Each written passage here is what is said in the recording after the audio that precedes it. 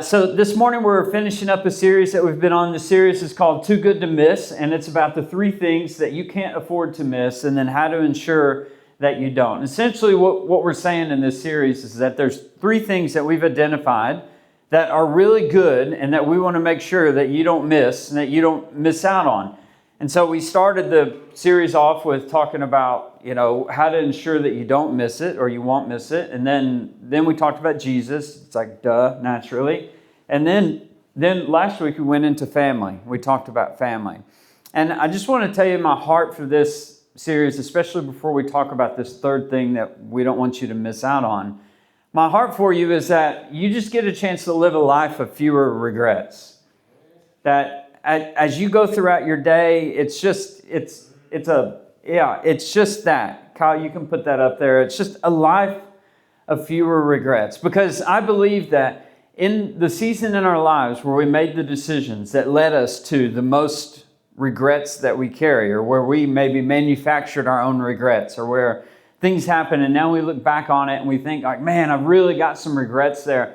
If in that season of life we had been following the teachings of Jesus, and I don't mean like Jesus as the Messiah, I don't mean Jesus as religion or faith or as the Bible, I mean just purely the teachings of Jesus, then you probably would have avoided a lot or many of your greatest regrets. And so if you got offended last week, which I don't think anyone did, or at least no one told me, or if you get offended this week, which isn't my goal, I'm not a confrontational person here, but if you did, I just want you to go back to my heart. My heart is that we just have this life that's filled with fewer regrets, that we're able to look back and just have less of these. These regrets can kind of like haunt us. They stay with us. They're there when we go to bed at night. These are the reasons why we don't have relationships with certain people anymore, because to have a relationship, we'd have to kind of own up to and accept the regret that we have in that relationship. So it's easier just to box it up and kind of put it in a cupboard somewhere and then just kind of like move on with life. But I believe that there's more, and I believe that we should have fewer regrets in our life. And the thing that I want to talk about today, I mean, this is so important. It's really, really important because it's tied to some legacy stuff for us. And today, whether you choose to miss this thing that I'm going to introduce or apply it to your life, it has the potential to determine how people experience you right now. So it's got the potential to determine how people experience you right now, and it will determine what they will say about you later. So this thing I'm about to tell you about, it has a legacy impact. Not only on how you're living your life now or what people say and experience you now. I mean, if you think about that, if we pause just for a second and think, well, how do people experience me? One of my favorite lines or points or facts or whatever it is that I've learned from all the research that I've done and all of the sermons that I've done is that my relationship, it's this concept of my relationship with you is different than your relationship with me. So my relationship with my wife is different from her relationship with me. And that's an important thing to note relationally. But also that applies here is how are people experiencing you? It may be different from how you're experiencing them. But what they're going to say about you now, what they're going to say about you later when you're all dead and gone. This is legacy stuff. We want to leave a good legacy. We started the year off with a series on legacy. We want to be legacy breakers, and we want our kids to have this new legacy that they can be born into and they can grow up in, and then they can leave a legacy for their kids and their kids and their kids. But that's what we want to do, and that's what today is really all about. So here it is here. Today, I beg you, I ask you, I implore you that you don't miss great. Don't miss great. Now, I'm going to explain what great is, and I'm going to give a definition of what great is here in a minute. But first, I want to tell you what great is not. Great is not the same as famous, and it's not the same as well-known. So I'm watching the World Cup right now. There's some famous soccer players, right? I'm just seeing if you're listening, if you're there, I'm going to start making eye contact with everybody, one at a time. No. There's some famous and well-known players, and I don't know a lot about soccer. I don't follow it generally, and so I will ask people like, "Hey, are they a good person?" Like, this famous soccer, are they are they actually a good person? Some of them are, and some of them aren't. But the point is that you don't have to be a good person or a great person to be famous or well-known. Not really at all. In fact, the way that a lot of people get to a place of fame and get to a place of being well-known is oftentimes a ruthless way. It's all about clicks. It's all about social media. It's all about your appearance. It's a lot of selfishness, self-marketing, and things like that. And people do some pretty horrible things in order to become famous and well-known. Now, I'm not saying everyone does horrible things to become that way, but the point is that great and famous, or great and well-known, are two very different things. They're not the same. And the truth for all of you, and I've put this up here because some of you are living in a world where you think this is possible, but you need to accept the truth, is that you may never have an opportunity to be famous or well-known. I don't know if that busts any bubbles of people that are trying to be Instagram famous right now, but it's interesting at this time, if I were to look in our society and our culture, you may never have an opportunity for this, but this is a time and a period where more people have an opportunity than ever before. But, even then, that dilutes things. I'm not going to talk about that. That's a different sermon. So, you may never have this opportunity to be famous or well-known, but everyone has an opportunity every day to be great. But here's what you've got to do with these opportunities. You've got to be looking for them. So we're going to talk about how to identify those opportunities today. You've got to be on the lookout for them, or else you'll miss them. And you won't take those opportunities.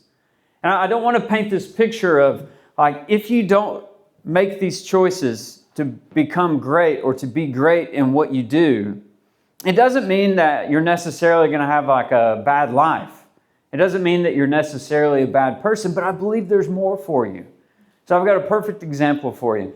Let's say it's a really cold night, okay? Like last night, but much, much, much colder. And you don't have much of anything, but you do have an electric blanket. Good, right? It's like an electric blanket, keep you warm. But let's just pretend for this example, you've got an electric blanket and you don't know that when you plug it in, it gets warm. So here it is. It's a cold, rainy night. You're in, one of our cold homes. Imagine you're in our bedroom, which is probably the second coldest place on earth for some reason. Everyone has that one room in your house that in the summer is like insanely hot, and in the winter it's insanely cold. So that's where we sleep at night. So let's say that you're in that place and you've got an electric blanket, but you don't know that it can plug in. Now, if you cover yourself with that electric blanket, then you're going to be warmer than if you didn't have it. The blanket will provide some warmth. And just for the purpose of this example, it's not like a thick electric blanket, it's a thin one, okay? So if you cover yourself with it, it'll keep you warm to an extent. And then one day somebody comes in and they see you sitting in the corner somewhere. You also don't have furniture, you have to sit on the cold floor in this. Someone sees you sitting on the furniture or sitting on the floor, and they're like, "Hey, why don't you just plug the blanket in?" And you're like, "With what?" They say, "Well, with the cord right there that's coming out of the back of the blanket." And you're like, "Oh, I thought that was like a leash, like on a surfboard, so it didn't, fly away in the wind or something." No. And then you plug the blanket in and you're like, "Whoa, that is amazing warmth." Life before the plug could still be warm and could get you by, but life after the plug is so much greater. And that's kind of what it's like to take the opportunity to be great. It's like your life is good now. It can be good. It can be fine and all of that. But life could actually be so much greater. There's so much more that's out there for you. There's so much more for me, for you, for us as a church, for you individually. And it's that example of plugging in the blanket, I think, personifies that so well. So what would great do? And the emphasis here is on do. If you ask this question, okay, and it may be hard to answer this question now because I haven't told you the definition of great yet, but The emphasis is on do because the difference comes in doing. So what would great do? Emphasis on the doing. What would a great friend do? What would a great father do? What would a great mother do? What would a great husband do? You know, guys, everyone goes to bed at night and you're up a little later watching TV and you know your wife's cleaned the kitchen and put everything up and you take that dirty dish over to the sink. You've got an opportunity there. My wife's shaking her head like, you know, what would a great husband? A great husband would probably wash that dish and put it up on the drying rack or put it in the dishwasher if you have one of those. Oh, what would a great wife do? No comment. Not saying anything about that. What would a great son do? What would a great daughter do? What would a great employee do? If you're an employer, what would a great employer do? And then what about, it's what would a great then citizen do? What role do we have to play in that? So the thing to ask now, before I even kind of define this thing for you, is what does it mean to be great to you? What does this mean to you? Now, if you're not a Christian, if you're not a Christ follower, and you don't subscribe to Jesus, hey, welcome. So glad you're here today. You know what? You get to define what great is. You can make that decision. But I would encourage you to write it down, to put it down, write it on the mirror, put it somewhere where you can see it every day, and to go and try and do that every single day. Now, if you are a Christ follower, if you're a Christian, a Christ follower, then you don't get the opportunity to define this because Jesus defined this for you. And He defined it for me, He defined it for us. But if you're not a Christ follower, I would just really strongly encourage you to lean into this message today because there are some things that we're going to learn about Jesus and we're going to learn about greatness that I think that if you'll just take some of those things and apply those to your life, then you'll see the benefits of it. You'll see a richness. It'll be like plugging the electric blanket in for you. Even before you believe in Jesus, if you follow some of the teachings of Jesus, your life will improve for it. And you'll be better, quite frankly, at life. But Jesus gives us the blueprint. So let me give you the recipe for greatness. I'm going to do this through telling you a story. Everybody ready for a story here? Yeah, it'd be good. Okay, so Jesus and His 12 disciples are on their way to Jerusalem in this. When I say story, and this is an actual event. It's in the Bible, but it also really did happen. So I think story is a better word. So this story here that I want to tell you, Jesus and the 12 disciples, they're on their way to Jerusalem. And they're going to Jerusalem because it's Passover. And Passover, if you don't know, is this big Jewish celebration. And it marks the celebration of when the Jewish people were trying to get out of Egypt and they killed a lamb and they painted the doorpost with blood and an angel of death came by. Yeah, I mean, that's in the Bible. It's quite cool to read this story. This angel comes by and every home that didn't have the blood of a lamb over the doorpost was this angel of death would go in and kill the firstborn.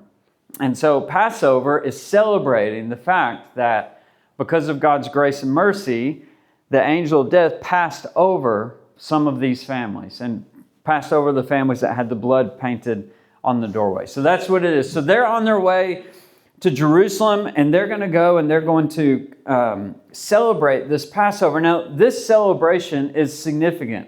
You can celebrate Passover. Imagine that you're a Jew, 2,000 plus years ago here. You could celebrate it in your own home. You could celebrate it with friends and family in the town that you live. But like the real event, it's like you can watch a game at home. You can watch that South Africa game last night at home, but going is always more exciting, is always better to be there, to feel the excitement and to just feel what's going on around you and vibing off of everybody around you. And that's kind of what this was like.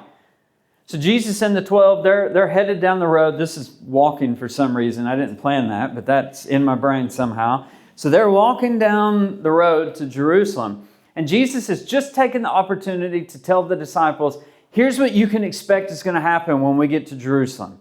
So when we get there, I'm going to be beaten. I'm going to be arrested. I'm going to be spit on. I'm going to be mistreated. I'm going to be, tried for treason, but then the Jews can't put me to death, so they're going to send me to the Romans, and the Romans are going to sentence me to death. I'm going to be crucified. I'm going to die, and then I'm going to raise 3 days later.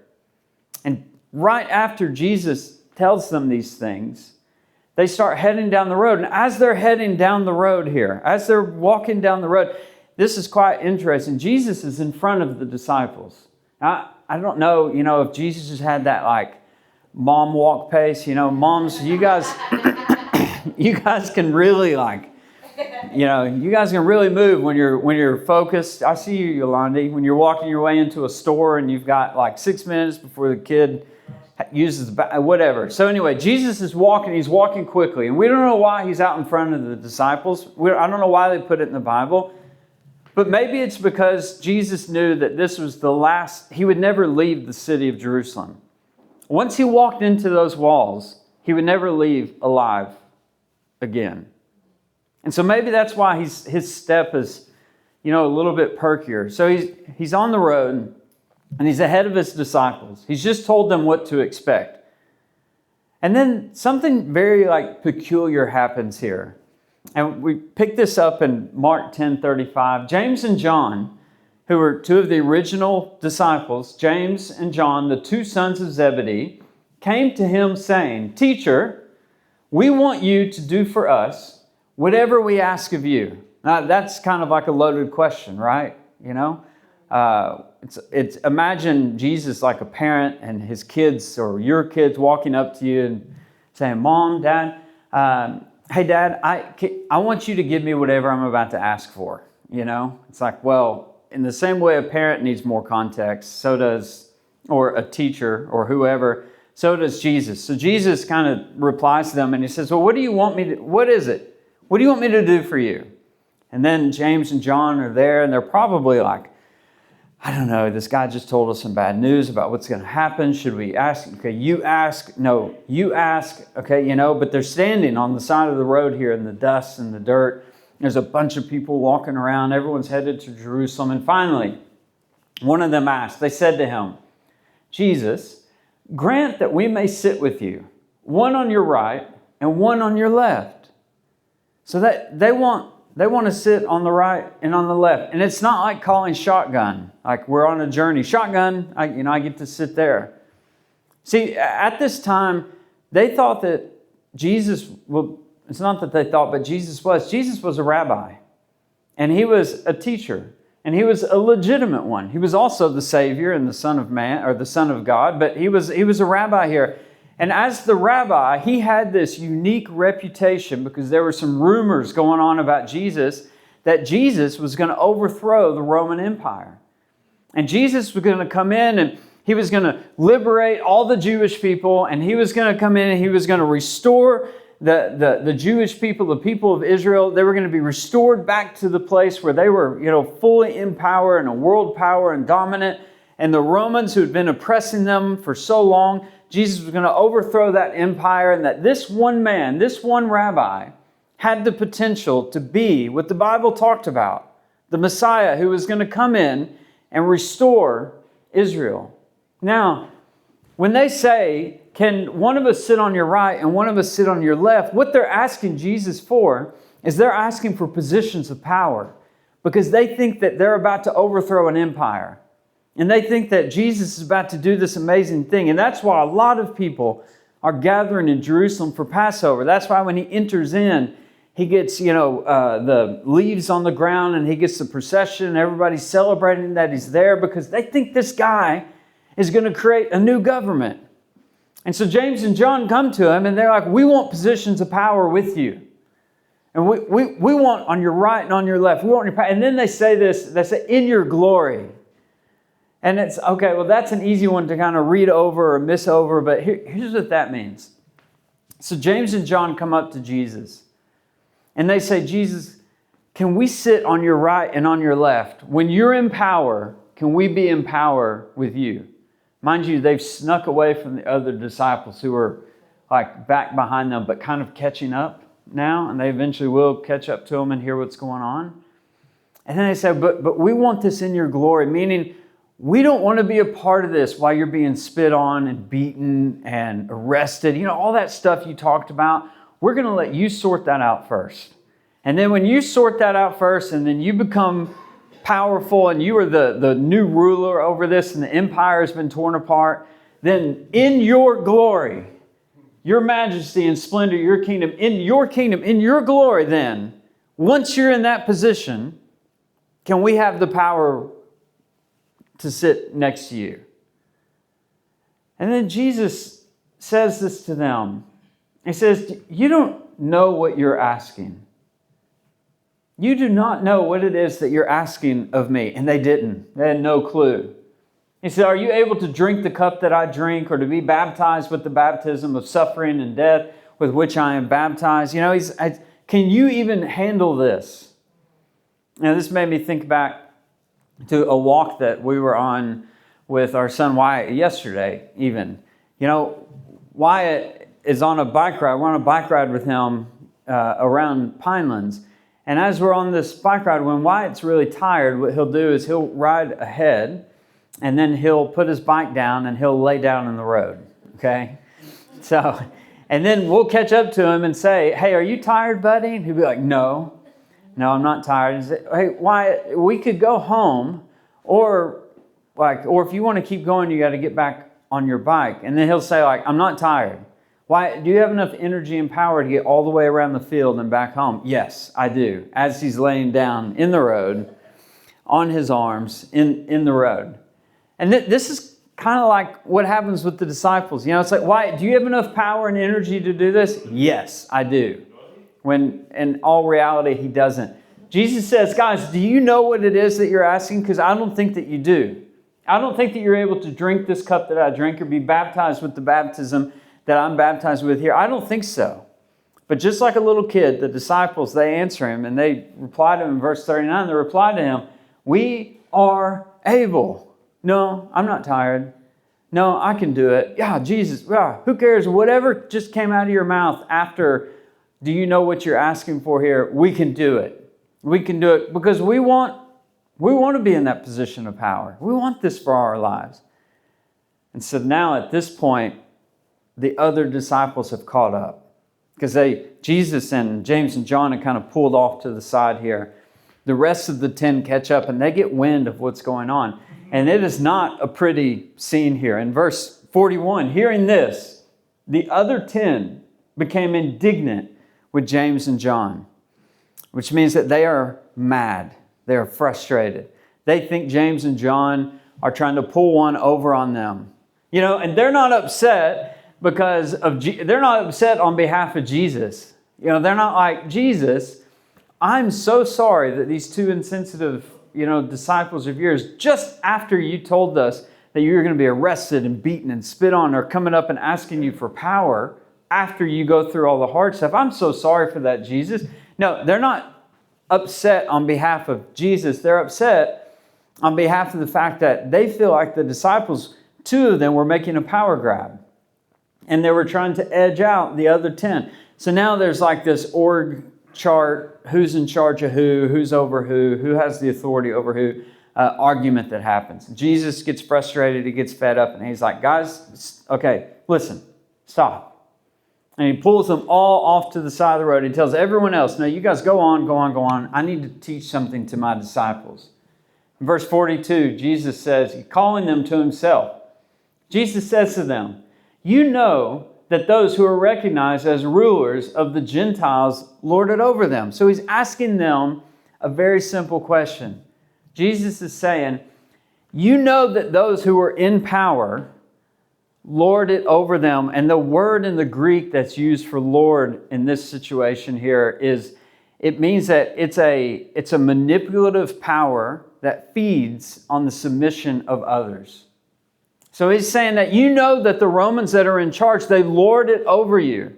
They are feeding on your submission. They're feeding on your slavery. They're feeding on your misfortune in order for them to be more powerful, in order for them to have more power. It's not a nice Lord. It's not the Jesus Lord. It's not the God Lord. It is a very bad version of Lord and a very specific version. So Jesus says, do you know that? And the disciples would have said, yeah, we know. We get it.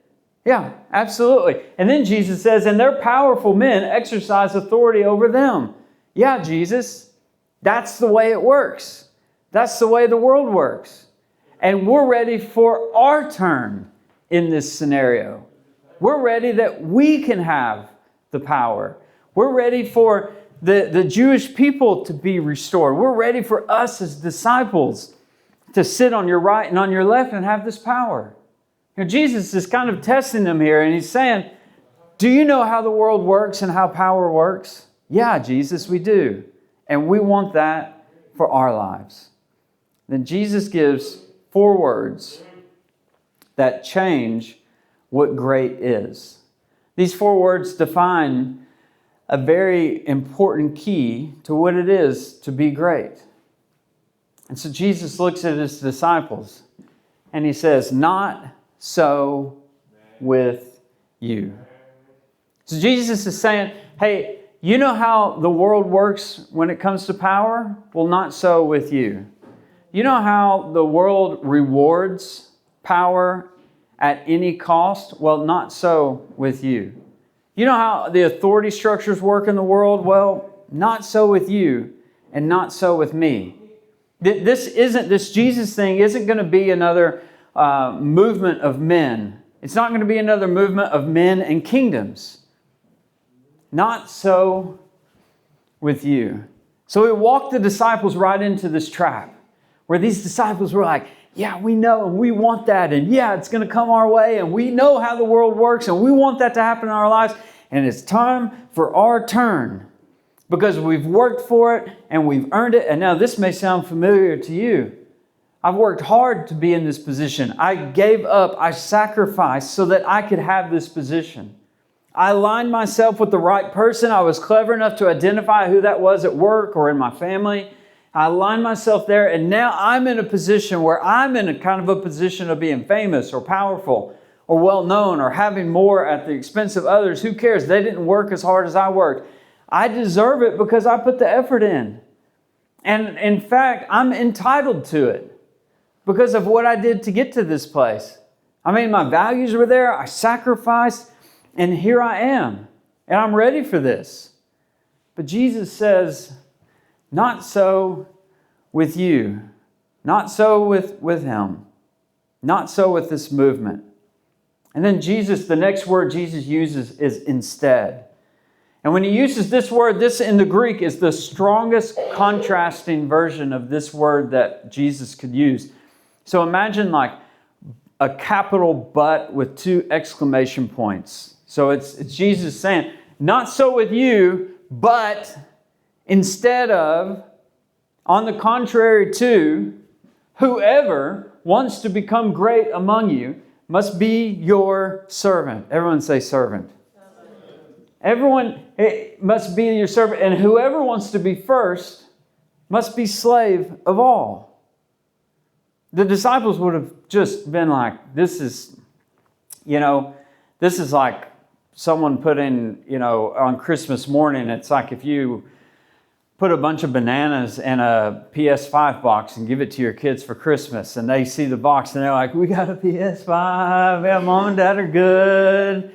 And then they open the box and there's rotten bananas in it. They'd be like, what? Is this a joke? The disciples probably had the same reaction. Wait, Jesus? Is this a joke? This isn't what we thought it was going to be. This isn't how we thought that this worked. Because nowhere else in the world does it work this way. No other ruler rules this way. No other kings this way. Famous doesn't work this way. Being well-known doesn't work this way. Society, in fact, punishes this. It doesn't reward it. You're seen as, weak. You're seen as, And so without society, the disciples would be completely perplexed. Don't miss over the context of what's happening with them here. But Jesus is saying, my kingdom doesn't work the way the kingdom of this world works. It doesn't work the way that you think it works, definitely.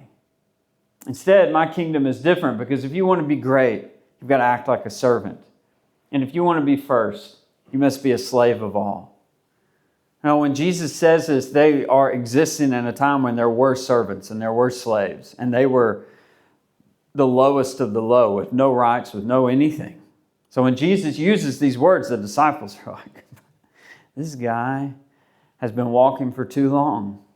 He's delirious. But see, what Jesus is trying to tell them, what he's trying to tell us, we need this reminder, I need this reminder, is that kingdom great is a race to the back of the line. And the more resources that you have, and the more influence and the more potential that you have, the faster you should run to the back of that line. It's not about me putting me first and me taking my resources and my, how equipped I am and how empowered I am and using that for me. It's about me using that for others and me using that to benefit others. I mean, that's what greatness is. And kingdom great is a race to the back of the line.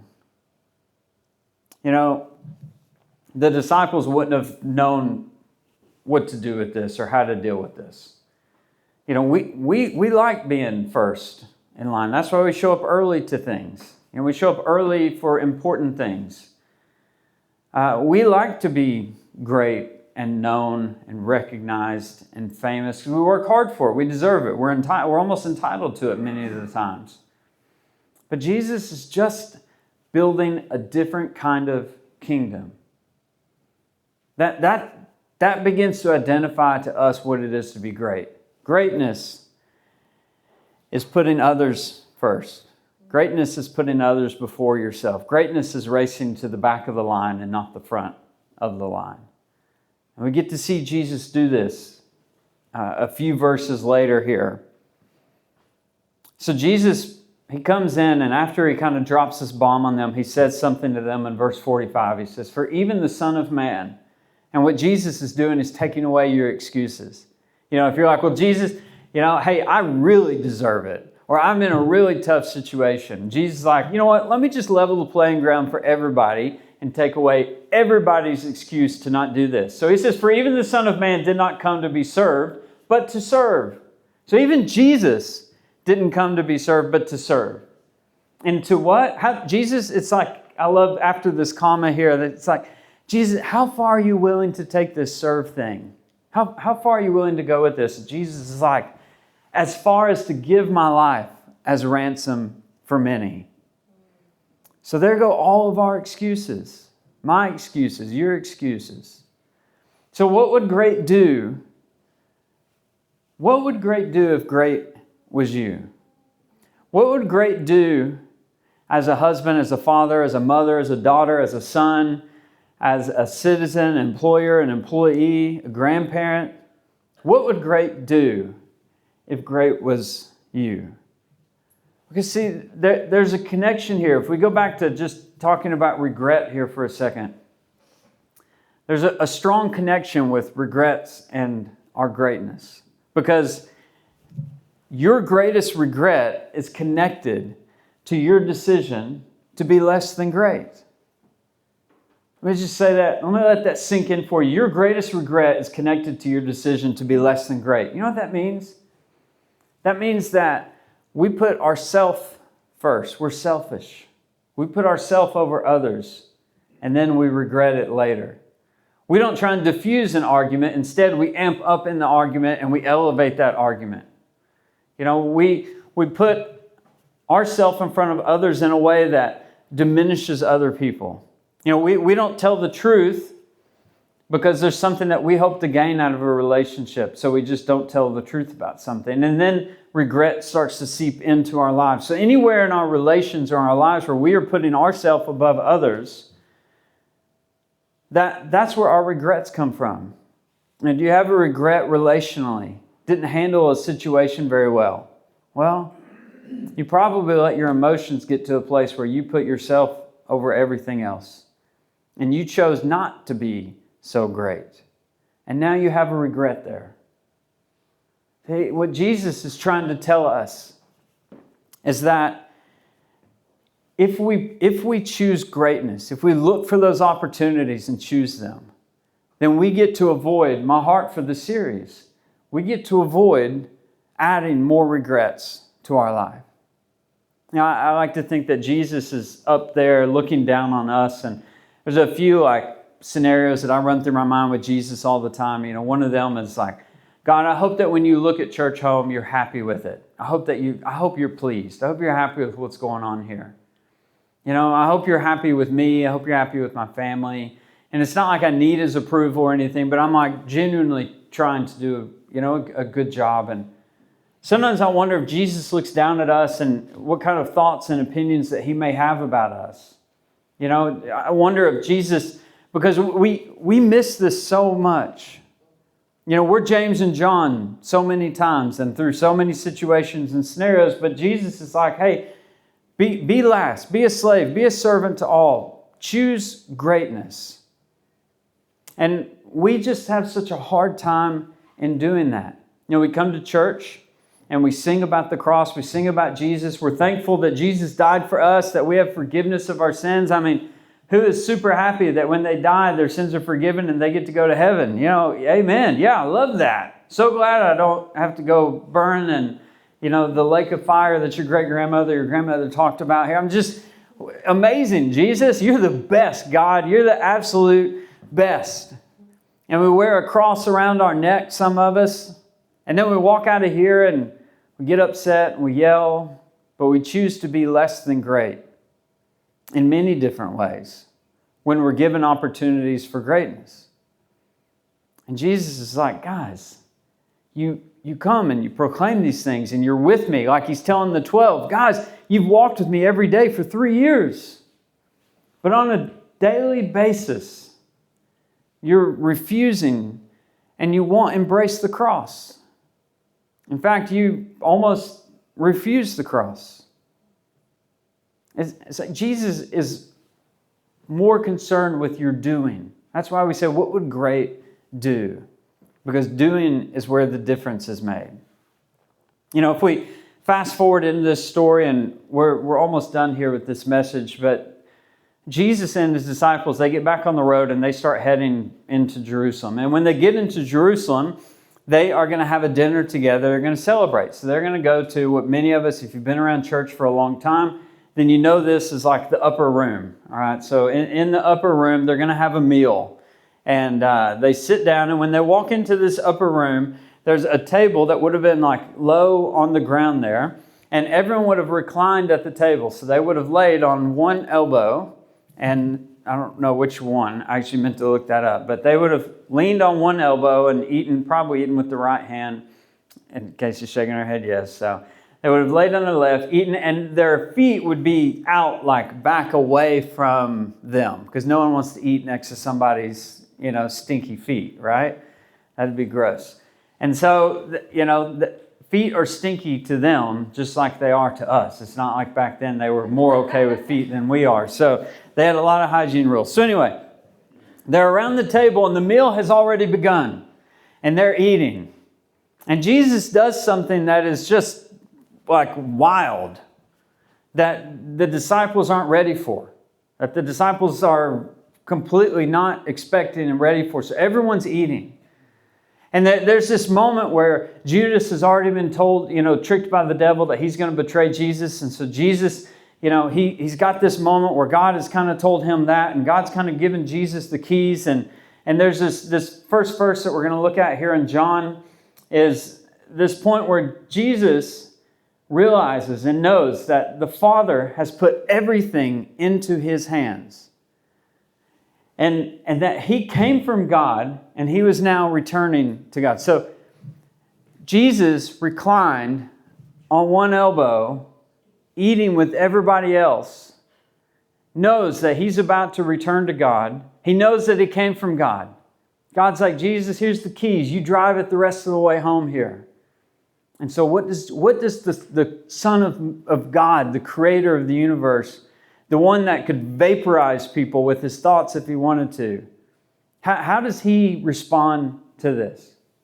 And this is what totally weirds the disciples out. Jesus, in the next verse here, and I think it's verse 4, got up from supper and he took off his outer robe. He took off his rabbi robe, and he put on a servant's towel, and he tied it around his waist. So Jesus would have basically gotten down to his underwear and put on a servant's towel. The man took off the rabbi robe, and he put on a servant's towel. And Jesus would have moved quietly back to the back of the room and gotten behind one of the disciples with some water and gotten down on his knees and started to wash his feet. And then he went to another disciple and another disciple, working his way all around the room. Can you imagine being the disciples? I mean, even if Jesus was just a rabbi and not the Messiah, what was happening in that room was a no-no. It would have never happened because Jesus put himself in the lowest possible position around the dinner table at that supper that night. So he works his way around. The disciples would have known they would have seen what the hands of Jesus had done. The hands of Jesus have healed people. The hands of Jesus have opened up the eyes of the blind. They've cast out demons. They've multiplied food. They've done all kinds of stuff. Raised Lazarus from the dead. The hands of Jesus were miracle hands.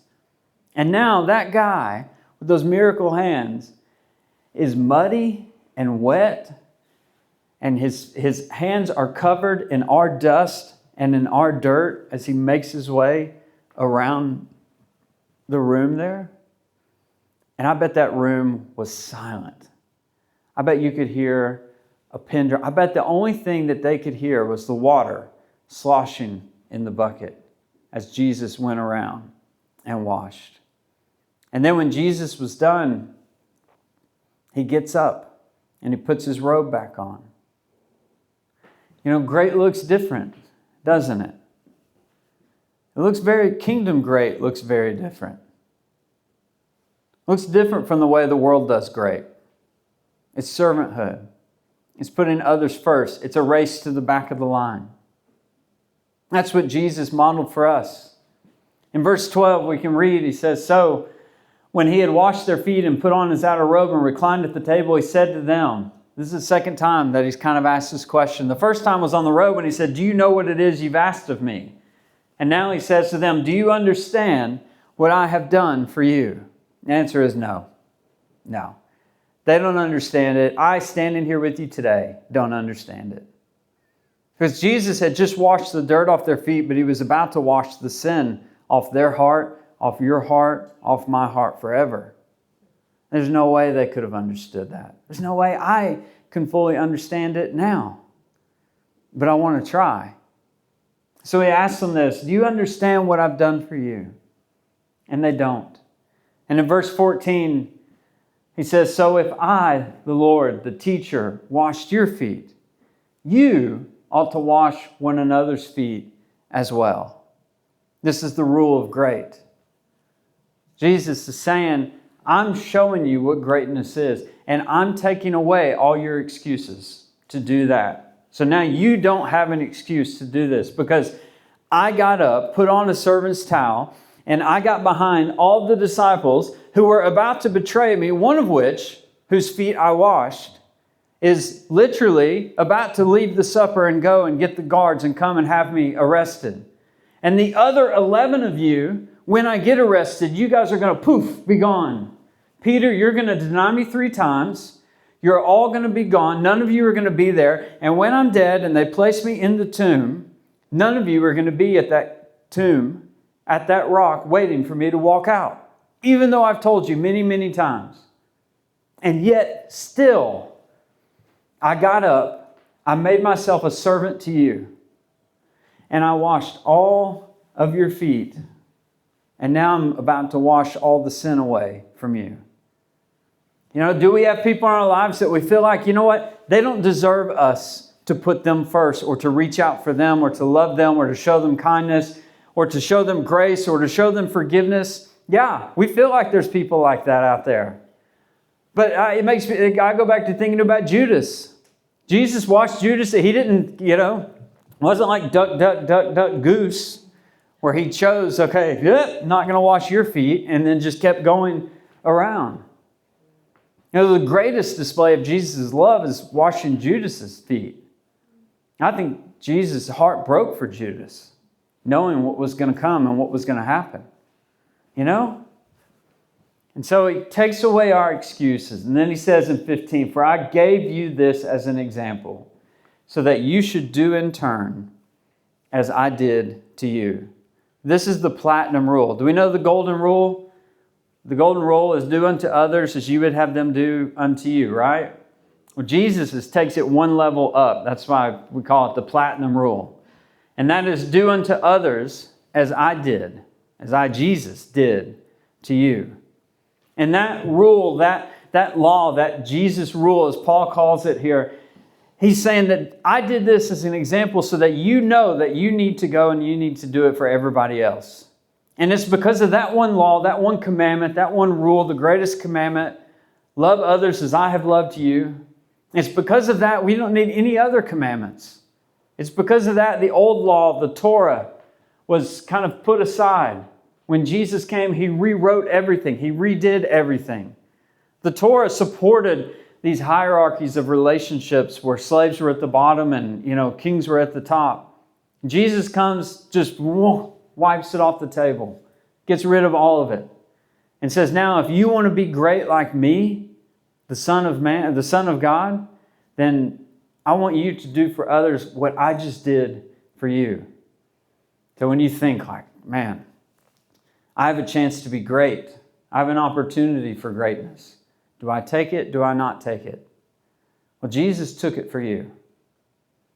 And Jesus maybe didn't wash your feet, but he washed the sins off of your hearts.